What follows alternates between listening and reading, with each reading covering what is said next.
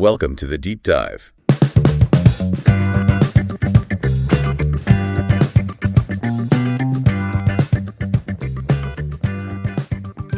Welcome back to the Deep Dive. We're the place you come to when you want us to unpack those sources you send our way, digging out the key insights.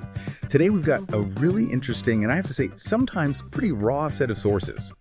We're looking at a video by Brian Creeley you might know from A Life After Layoff called Corporations Are Psychotic. And not just the video, but also the thousands, literally thousands of comments left by viewers. Pretty intense stuff. Yeah, it really is. And it's more than just, one guy's opinion. It feels like a snapshot of where a lot of people are at right now. These comments, they just lay it all bare, this deep desire for something different than the old 9-to-5 corporate path. But alongside that hope, there's also a lot of real fear and pain when people think about actually making that change, finding those side solutions. So our mission today is really to explore, okay, where is the culture of work really at? Where could it be heading? It's a powerful picture, maybe a bit unsettling, but definitely insightful. Okay, let's dive in then. This core idea, this feeling running through all those comments is this profound disillusionment. Like you said, people feel corporations have become, well, like Creeley puts it, psychotic. What's really underneath that feeling? What's driving it? Is it just bad experiences or something bigger? I think it's bigger. It really seems to boil down to this feeling of being dehumanized. You see commenters saying things like, modern companies value them in roughly the same way you or I would value a roll of toilet paper. Wow. Yeah. Useful until it isn't, and then disposed of. That's a direct quote.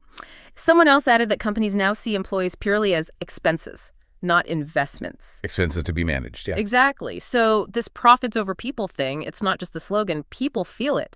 They see companies chasing record-breaking quarters and then almost in the same breath laying off 5 to 10% plus of their people. It just completely erodes any sense of loyalty, doesn't it? Utterly. That toilet paper analogy is harsh, but it really captures that feeling of disposability. And it connects to another comment that stuck with me. My loyalty is bought in 2-week increments. Ooh. Yeah. It's so transactional. It says this isn't about your individual boss being bad necessarily. It feels systemic. It does. And, people in the comments point out this isn't brand new. Some trace the start of these big wholesale layoffs back to the early 90s. Right, when cost cutting became the main focus for a lot of places. Exactly. Overgrowth, overinvestment in people. And many feel it's just gotten worse, especially since the 2008 crisis. There's this perception, and it's widespread in the comments, that senior leadership, they just don't really care about anyone below manager level. And when things go wrong, when there are mass layoffs because of bad decisions, accountability seems, missing. Yeah, accountability upwards seems rare. Very rare. Someone actually wrote, most leaders wake up, ask themselves how they can maximize their income and minimize their accountability. It's cynical, but it reflects that deep frustration. And the emotional impact of all this just comes through so strongly in the comments. This constant instability, people feel trapped, like they're running on a treadmill that could just stop at any moment. What are the biggest fears you saw people grappling with? The biggest one, it's just this profound sense of insecurity, a real gnawing feeling.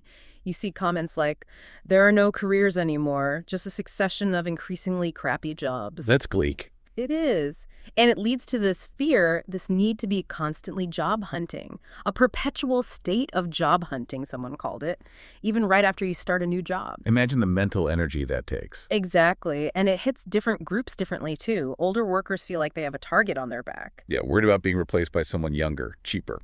Right. While younger people, they look ahead and feel like there's no future planet, no future country, job, home. It's this broad sense of pessimism. It's like the rug's been pulled out from under both ends of the career spectrum. Pretty much. A crisis of stability now and a crisis of hope for later. And hanging over all of that is AI, artificial intelligence. Is it really the job killer people fear, or is it more like a convenient excuse for companies already looking to cut staff? Well, the comments suggest it's complicated. A bit of both, maybe. You definitely see people saying flat out, AI isn't killing jobs. Companies are killing jobs, blaming it on AI. Okay, so using it as cover. Yeah. But there's also this other fear, maybe deeper, that it doesn't matter if AI can replace you. What matters is if the CEOs think it can replace you. Ah, the perception is the driver. Exactly. The perception of what AI could do, even if it's not there yet, is maybe enough to justify cuts. And people see AI being used more and more in screening resumes, doing parts of jobs. maybe only 70–80% as well as a person, but cheaper. Cheaper is the key word there. Always. So it's seen as accelerating layoffs. Someone used the phrase AI slop will drown us, which really captures that anxiety about quantity over quality, you know? Yeah, that's a vivid image. And just finding a job in this climate sounds incredibly soul-destroying for many. We saw comments about applying for, like, 80 jobs? 80 plus, yeah. And getting knocked out by a personality assessment. Or having to do hours of unpaid work, like sample projects. Free labor, they call it. Before you even get a proper interview. It sounds like running a gauntlet. It really does. People describe job listings with these crazy high requirements but offering really low pay. It's a mismatch. Total mismatch. And then getting ghosted after interviews or just rejected automatically by AI keyword scanners. It builds this huge frustration, this feeling of, like, what's the point? Yeah. There was one story really hit hard about someone laid off 5 times in 5 years. 5 times? Yeah, despite being a top performer each time. Just RAF, reduction in force, gone. Wow, just collateral damage. Seems like it. And another person shared getting a job offer, moving across the country for it, No. and then having the offer pulled, rescinded. After they moved? That's brutal. Right. It just shows how precarious things are. Promises don't mean much. It's not just about finding work. It's navigating the system that feels indifferent or worse. So, okay, if the traditional path feels broken, dehumanizing, unstable, what are people turning towards? What's the alternative they're longing for? Well, there's definitely a big shift happening in what people prioritize. A lot of commenters are saying things like, careers can't provide meaning, or that the quality of your life is what really counts. Moving away from the job title as identity. Exactly. This desire to just clock out and actually live my life with my family, that comes up again and again. Someone put it bluntly.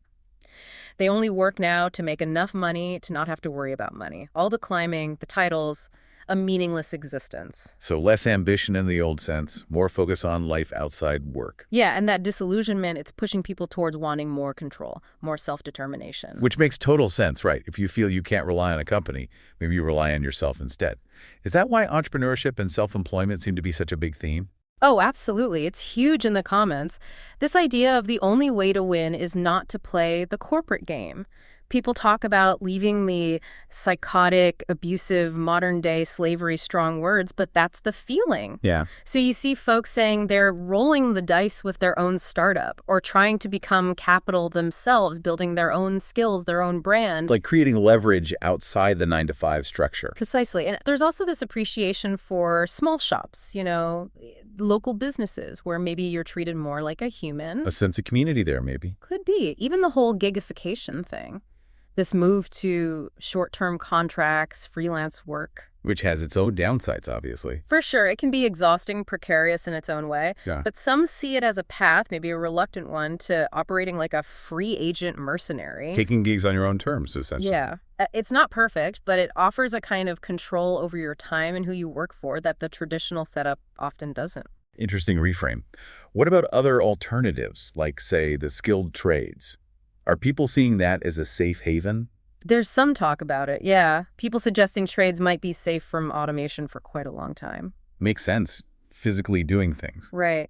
But there's skepticism, too. People worry about those fields getting overcrowded. Ah, so wages could drop if everyone rushes in. That's the fear, wages nosediving. Plus, the physical wear and tear is real. And, you know, the practical point. If everyone becomes a plumber or electrician, who can afford the repair? That's a good point. It can't be the solution for everybody. Seems unlikely.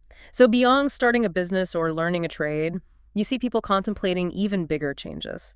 Things like moving overseas for a lower cost of living, maybe leveraging a military pension somewhere cheaper. Wow, really drastic shifts. Or adopting a more minimalist, self-sufficient lifestyle, trying to need less from the traditional job market altogether. The common thread. It's all about reclaiming some agency. Trying to build a life that isn't totally dependent on these big impersonal forces. Okay, so amidst all this frustration, the disillusionment, the fear, where's the hope? Where do people see solutions, either for themselves or for the whole system? Well, one thing that comes through really clearly is just the power of connection.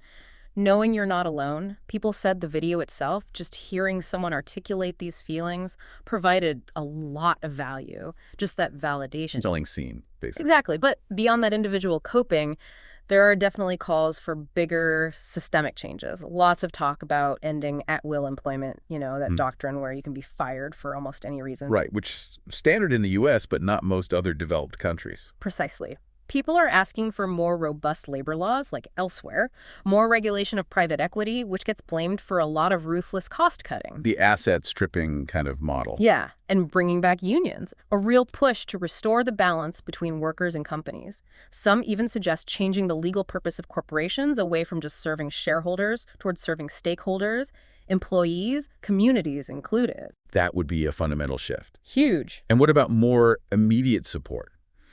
For people feeling lost right now, trying to figure out this new landscape. Yeah, there's a clear need there. People are looking for practical help, for guidance. The idea of personalized support systems comes up. Networks or groups offering tailored advice, helping people navigate this, keeping them from feeling overwhelmed or abandoned. Like finding a roadmap when the old map is useless? Exactly. It's about not having to figure it all out alone. And the comments really stress building your own networks, family, friends, community, fostering compassion, thoughtfulness, and caring. It sounds soft, maybe, but people see it as essential in these dark times. Building social capital, really. Yeah. And there's this underlying hope, too, that history shows hard times can lead to better labor protections eventually, that human nature somehow finds a way. So it's this mix, isn't it? Taking individual action, building personal resilience and networks, but also pushing for those bigger structural changes. It really is a blend of individual agency and collective responsibility. And this feeling that maybe, just maybe, this breakdown is also a chance to build something better. Yes, definitely. There's this strong sense that the old way is collapsing, that this is a wake-up call, a demand almost to build something better, whether that's fighting for dignity within the existing economy or deciding to just not play that game anymore. Opting out to build your own village, like some commenters put it. Right. Using your skills, finding purpose, creating value on your own terms, or within smaller communities. It's about rethinking that whole social contract. So wrapping this up for you, our listener, we've gone deep into this feeling that corporate life can be dehumanizing, insecure, the shadow of AI, and this powerful pull towards something else. Yeah, what really emerges is this core tension, isn't it? Between the sheer exhaustion of fighting a system that feels broken, maybe even psychotic, as 𝘁𝗄𝗲 says, and this burning desire for freedom, financial freedom, personal freedom, control over your own life. It makes you realize the struggle isn't just about jobs anymore. It's about regaining that control, finding meaning when the old rules of work seem to be dissolving. Which leaves us with a big question, doesn't it? In a world where those traditional careers feel like they're crumbling and corporations often seem to put profit above everything, is the real way to win just to play a completely different game, to build your own path outside the system? Or is the challenge bigger? Is it about changing the rules of the game itself, trying to bring back that shared humanity within the economy we all operate in? Something to think about.